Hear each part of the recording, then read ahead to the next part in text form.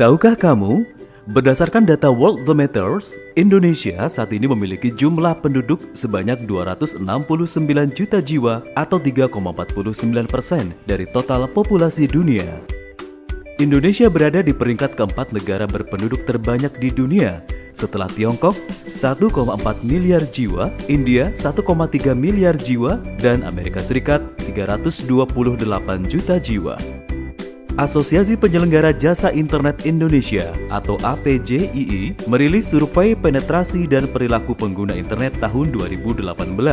Disebutkan jumlah pengguna internet mencapai 171,17 juta jiwa sepanjang tahun lalu. Bisa kita bayangkan, ada lebih dari 171 juta jiwa penduduk Indonesia yang beresiko menerima atau bahkan menyebarkan informasi hoax. Untuk itu, mari kita kenali dulu apa itu hoax.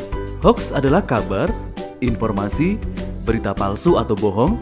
Hoax dibuat seseorang atau kelompok dengan beragam tujuan, mulai dari sekedar main-main hingga tujuan ekonomi atau penipuan, dan politik atau propaganda, pembentukan opini publik, atau agitasi.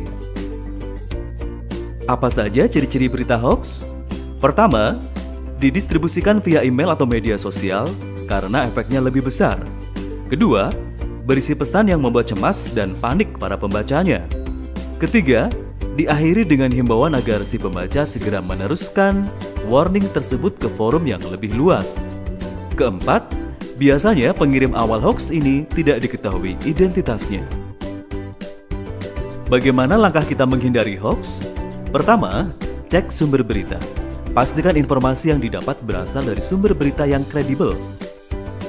Kedua, berbagi informasi dengan orang lain. Berbagilah informasi dengan orang terdekat. Hal ini bertujuan agar orang lain tersebut dapat membantu meluruskan jika informasi yang kita terima tersebut benar atau salah. Ketiga, jangan terprovokasi. Jangan terprovokasi dan bersikaplah netral, sangat penting saat menerima berita yang belum pernah kita ketahui dan belum jelas kebenarannya. Keempat, bandingkan informasi. Hal ini bertujuan agar kita bisa mendapat berita yang benar-benar aktual dan kredibel.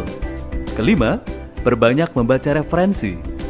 Perbanyak membaca referensi dapat memperkaya pengetahuan kita tentang informasi yang kita dapatkan. Menurut pasal 28 Undang-Undang Nomor 11 Tahun 2008 tentang Informasi dan Transaksi Elektronik berbunyi, setiap orang dengan sengaja dan tanpa hak menyebarkan berita bohong dan menyesatkan yang mengakibatkan kerugian konsumen dalam transaksi elektronik. Ancaman hukumannya, setiap orang yang memenuhi unsur sebagaimana dimaksud dalam pasal 28 ayat 1 atau ayat 2 dipidana dengan pidana penjara paling lama 6 tahun dan atau denda paling banyak 1 miliar rupiah.